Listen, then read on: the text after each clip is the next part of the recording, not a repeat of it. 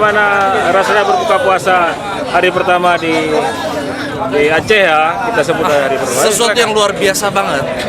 Aceh punya kekompakan yang luar biasa. Ini segini orangnya rame.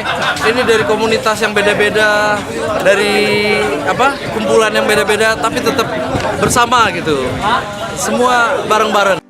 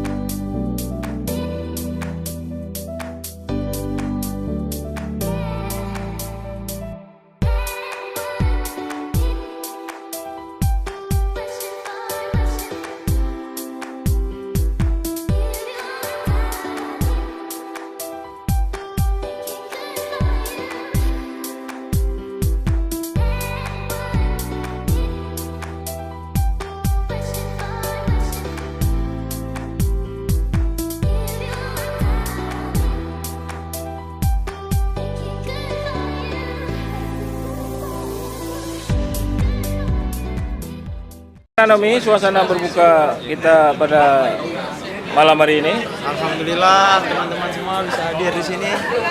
Senang sekali bisa berkumpul rame-rame dengan teman-teman di sini.